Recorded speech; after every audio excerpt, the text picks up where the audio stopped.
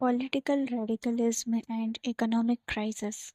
The birth of the Weimar Republic coincided with the revolutionary uprising of the Spartacist League on the pattern of the Bolshevik Revolution in Russia.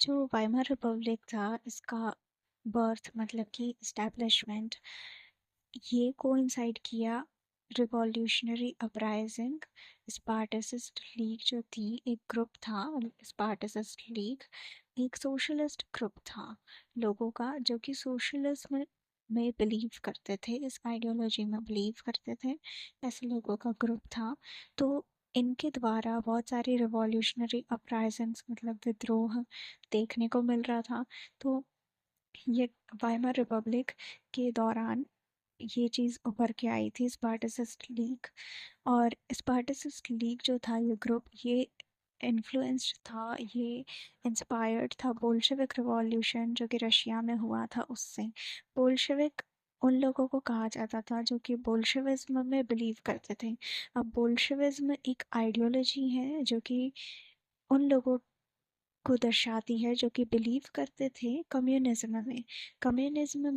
Communism एक ऐसी ideology है जिसमें जो कि believe करती है जो प्रॉपर्टी है उस पे पब्लिक का इक्वली हक होना और कोई भी प्राइवेट ओनरशिप नहीं होना ये कम्युनिज्म कहलाता है कम्युनिज्म में ना तो कोई घर ओन कर सकता है ना कार ओन कर सकता है ये कम्युनिज्म कहलाता है ऐसी आइडियोलॉजी को कम्युनिज्म कहते हैं तो बोल्शेविक रिवॉल्यूशन रशिया में जो हुआ था ये कम्युनिज्म की आइडियोलॉजी को सपोर्ट करता था ये रिवॉल्यूशन और इसके बाद में कम्युनिज्म इस्टेब्लिश भी हो गया था रशिया में तो इसी चीज़ से इंस्पायर्ड होके जर्मनी में स्पार्टसिस्ट लीग जो था ये ग्रुप जो कि सोशलिस्ट ग्रुप था सोशलिज्म एक ऐसी आइडियोलॉजी है जिसमें बिलीव किया जाता है कि आप पर्सनल ओनरशिप रख सकते हैं जैसे कि घर और कार वगैरह लेकिन बाकी जो प्रॉपर्टी जैसे कि इंडस्ट्रीज है उस पर सबका इक्वली हक होगा वो कोई भी प्राइवेट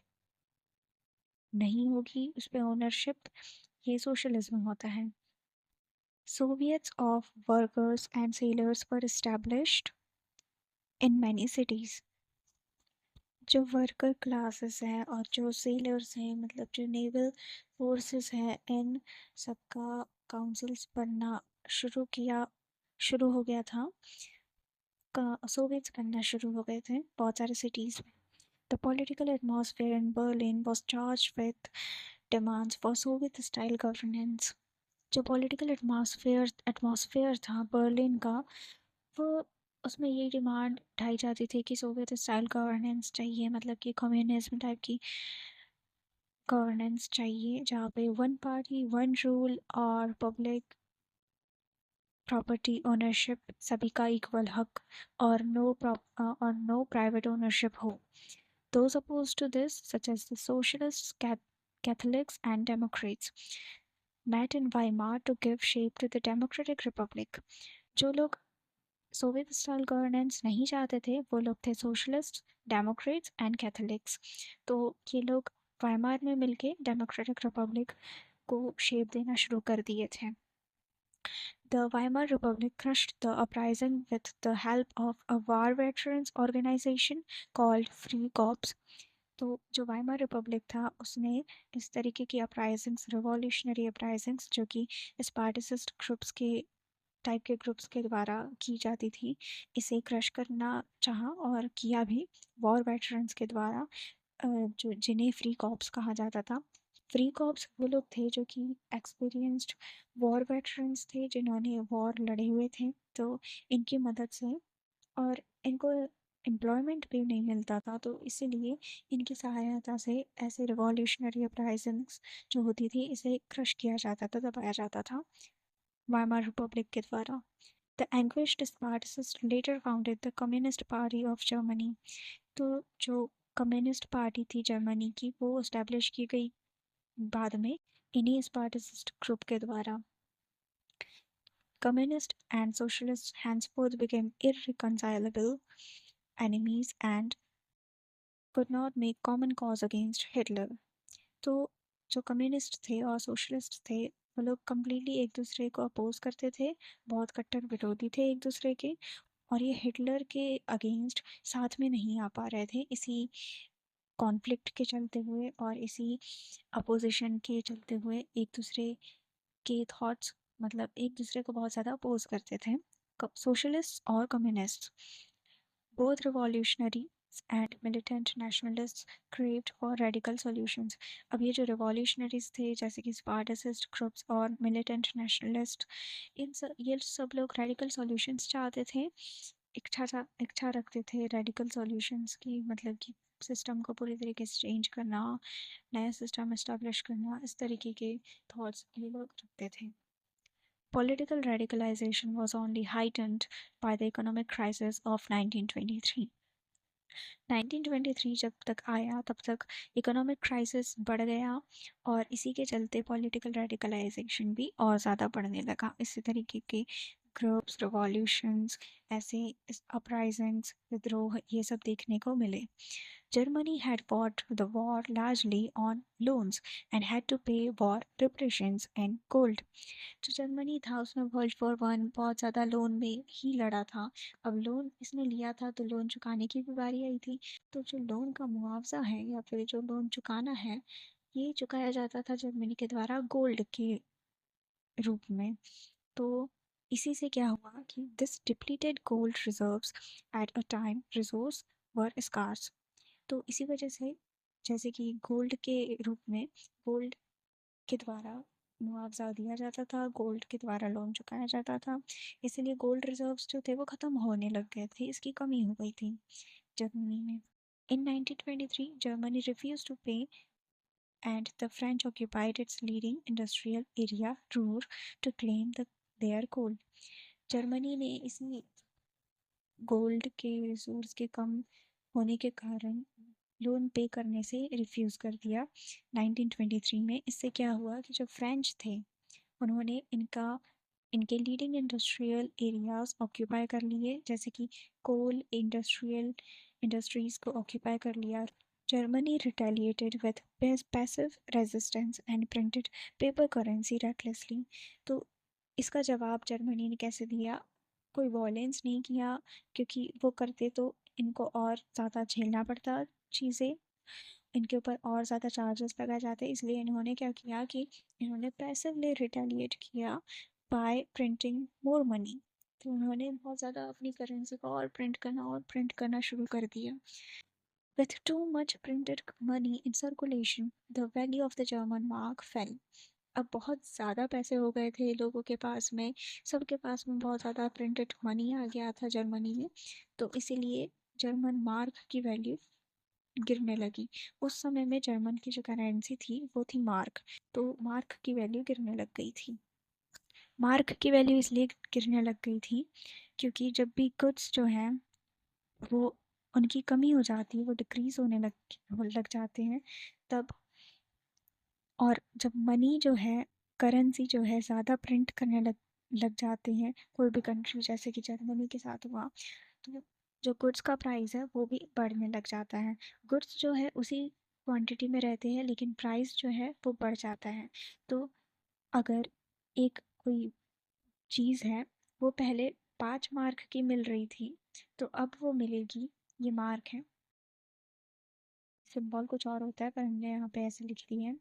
तो पहले अगर कोई चीज़ 5 मार्क में मिल रही थी तो अभी वही सेम चीज़ उसी क्वांटिटी में अब वो 10 मार्क में मिलने लगेगी, फिर उसके बाद में उसका प्राइस और बढ़ेगा, वो 30 मार्क में मिलेगी, फिर ऐसे ही चलते चलते वो और बढ़ते जाएगा प्राइस। कभी भी किसी भी करेंसी की वैल्यू इसलिए फॉल होने लगती है क्योंकि हमारे पास रिसोर्सेज लिमिटेड होती हैं, जैसे कि जो गोल्ड है वो लिमिटेड है, ये एक नेचुरल रिसोर्स है। लेकिन जब मनी हम प्रिंट कर रहे हैं ज़्यादा, तो मनी हमारे पास में, सबके पास में है, लेकिन हमें इस रिसोर्स को बचाना है। हम ऐसा नहीं चाहेंगे कि सभी के पास रिसोर्स चले जाए और सभी एकदम आबाद हो जाए, सभी एकदम इस रिसोर्स को खरीदने लग जाए, इसलिए हम रिसोर्स का प्राइस बढ़ा देंगे, जिससे कि हमारे पास अगर ज़्यादा पैसे भी हुए होंगे तो भी हम उस रिसोर्स को एक्सेस नहीं कर पाएंगे और इससे हमारा रिसोर्स का लेवल बना हुआ रहेगा और रिसोर्स हमारी ख़त्म नहीं होगी। In April, the US dollar was equal to 24,000 marks. In July, 3,53,000 marks. In August, 46,21,000 marks. And at 9 crore 88 lakh 60,000 marks by December, the figure had run into trillions. तो यूएस डॉलर के comparison में mark की value गिरते जा रही थी। मतलब एक ब्रेड का पीस लेने के लिए आपको इतने सारे पैसे चाहिए, ट्रिलियंस में पैसे चाहिए। As the value of the mark collapsed, prices of goods soared. जैसे कि जो मार्क की वैल्यू है वो गिरने लगी, तो जो चीज़ें हैं उनके दाम बढ़ने लगे, क्योंकि हमें हमारी रिसोर्सेज को सेव करना है इसलिए। The image of Germans carrying cartloads of currency notes to buy a loaf of bread was widely publicized, evoking worldwide sympathy. तो इस तरीके की इमेज जो है वो सामने आ रही थी जर्मनी से, जहाँ पे लोग बास्केट्स में, कार्टलोड्स में ऐसे करेंसी ला रहे, पेपर करेंसी ला रहे हैं सिर्फ एक सिंगल पीस ऑफ ब्रेड को खरीदने के लिए। जब इस तरीके की तस्वीरें बाहर आई, this is a real photo of that time. तो इस तरीके की जब तस्वीर आती थी तो बहुत ज़्यादा सिंपैथी मिलती थी जर्मन्स को, क्योंकि इनके ऊपर सही में बहुत ज़्यादा ये लोग फेस कर रहे थे इकोनॉमिक क्राइसिस को, इसीलिए sympathy जताई जाती थी world wide. This crisis came to be known as hyperinflation, a situation when prices rise phenomenally high.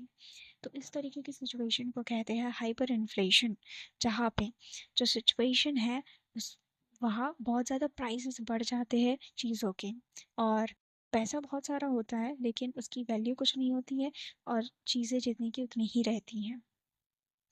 तो ये है इस तरीके की फ़ोटोज़ आती थी। यहाँ पे लिखा भी हुआ है, baskets and carts being loaded at a bank in Berlin with paper currency for wage payment, 1923.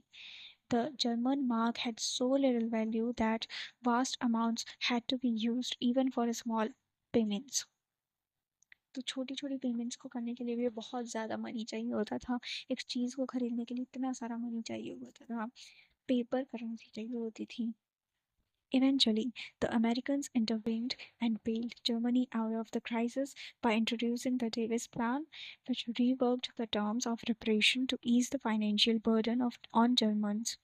तो अमेरिका ने इंटरवीन किया, अमेरिका बीच में आया, अमेरिका ने जर्मनी के ऊपर से लोन के चार्जेस को कम किया और एक डेविस प्लान इंट्रोड्यूस किया गया, जिसमें कि जो फ्रेंच ट्रूप जिन्होंने ऑक्यूपाई करके रखा था इनके इंडस्ट्रियल एरियाज़, कोल इंडस्ट्रीज़, लीडिंग इंडस्ट्रीज़ को, वहाँ से वो अपने ट्रूप्स को हटा लेंगे और लोन जो है वो कम किया जाएगा जर्मनी का। मतलब थोड़ा इनको समय दिया जाएगा, थोड़ा सा इनको टेम्पररी रूप में से रोक दिया जाएगा। तो ऐसा ही फाइनेंशियल बर्डन को जर्मनी के कम किया अमेरिका ने। ये है उस समय की photos.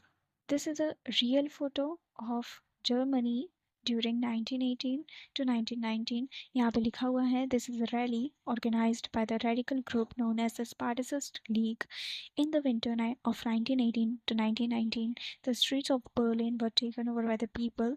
Political demonstrations became common. तो this is a real photo.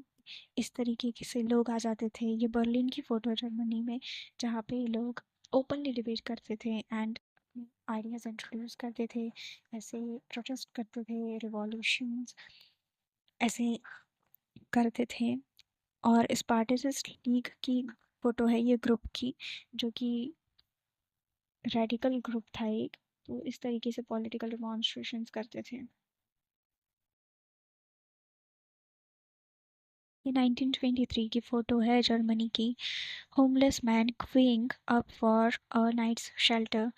ये होमलेस मैन है, मतलब कि जिनके पास घर नहीं है, वो ऐसे लाइन में खड़े हैं, कतार में खड़े हैं रात के शेल्टर के लिए। 1923 की फ़ोटो है ये। This is a real photo, this is also real photo, this is also real photo, and this is also real photo.